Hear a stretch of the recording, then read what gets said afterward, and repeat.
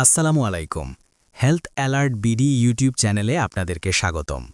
আজকের আলোচনা এমন একটি সমস্যার সমাধান নিয়ে যা আমাদের প্রায় প্রত্যেকের জীবনে কখনো না কখনো আসে, বুক জ্বালা এবং অ্যাসিড রিফ্লাক্স। হাতের কাছেই থাকা একটি নাম অ্যাসিন্টাম্যাক্স সিরাপ।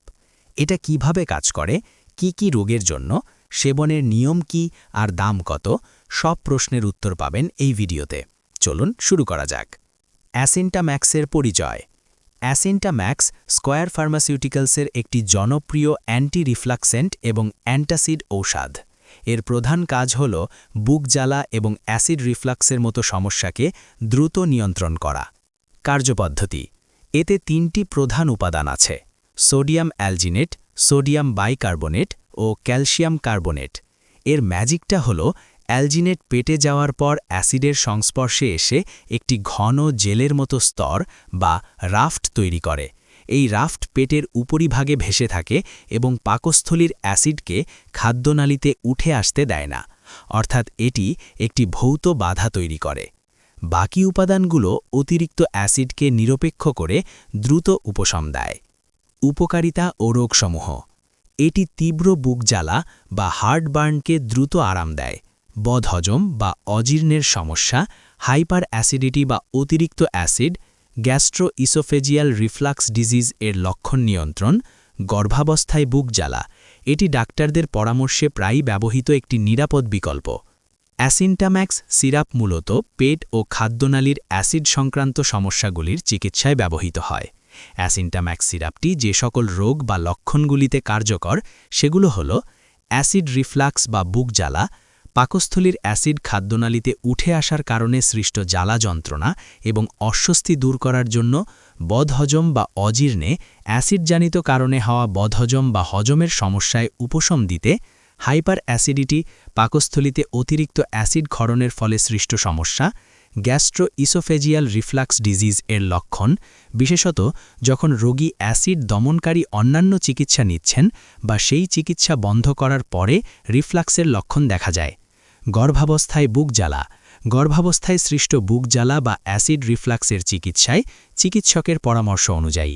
সংক্ষেপে, এটি খাদ্যনালীতে অ্যাসিডের উল্টো প্রবাহ বা রিফ্লাক্সকে বাধা দেয় এবং অতিরিক্ত পাকস্থলীর অ্যাসিডকে নিরপেক্ষ করে দ্রুত উপশম দেয়। সেবনের নিয়ম ও ডোজ। সঠিক নিয়মে সেবন করা খুব জরুরি। প্রাপ্তবয়স্ক ও 12 বছরের বেশি বয়সীরা সাধারণত 10 থেকে 20 মিলি বা 2 থেকে 4 চামচ করে। কখন নেবেন? খাবারের ঠিক পরে এবং রাতে শোবার সময়। দিনে সর্বোচ্চ সীমা 4 বার। ব্যবহারের আগে সিরাপটি ভালো করে ঝাঁকিয়ে নিন। সতর্কতা দিন: চিকিৎসকের পরামর্শ ছাড়া ডোজ পরিবর্তন করা উচিত নয়। সতর্কতা ও পার্শ্ব প্রতিক্রিয়া।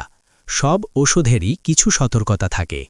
পার্শ্ব প্রতিক্রিয়া খুবই কম দেখা যায়, তবে কখনো কখনো কোষ্ঠকাঠিন্য, পেট ফাঁপা বা গ্যাস হতে পারে। যাদের সতর্কতা প্রয়োজন, যারা কম লবণযুক্ত খাদ্য গ্রহণ করেন, যেমন হৃদরোগ বা কিডনি সমস্যার রোগী, তাদের সতর্ক থাকতে হবে, কারণ এতে সোডিয়াম থাকে। অন্যান্য ওষুধ। যদি অন্য কোনো ওষুধ সেবন করেন, তবে অ্যাসিন্টাম্যাক্স নেওয়ার 1 থেকে 2 ঘন্টা আগে বা পরে নিন, যাতে এর শোষণ ঠিক থাকে। দাম ও সহজলভ্যতা। অ্যাসিন্টাম্যাক্স সিরাপের দাম তুলনামূলকভাবে সাশ্রয়ী। বর্তমানে 200 মিলি বোতলের দাম প্রায় 300 টাকা। এটি বাংলাদেশের যে কোনো ফার্মেসিতে সহজে পাওয়া যায়। অ্যাসিড রিফ্লাক্স, বুক জ্বালা, বদহজমের জন্য এটি একটি দ্রুত কার্যকর সমাধান। এটি অ্যাসিডের ওপর একটি রাফট তৈরি করে সুরক্ষা দেয়। খাবারের পরে এবং শোবার আগে এটি সেবনের নিয়ম। অবশ্যই ডাক্তারের পরামর্শ মেনে চলুন। যদি আপনার বা আপনার পরিচিত কারো এই সমস্যাগুলো থাকে, তাহলে অ্যাসিন্টাম্যাক্স হতে পারে একটি দারুণ সমাধান। তবে সবার আগে ডাক্তারের সাথে কথা বলুন। ভিডিওটি ভালো লাগলে লাইক করুন, বন্ধুদের সাথে শেয়ার করুন এবং এমন স্বাস্থ্য বিষয়ক আরও তথ্য পেতে চ্যানেলটি সাবস্ক্রাইব করতে ভুলবেন না। আপনার সুস্থতা কামনা করে এখানেই শেষ করছি।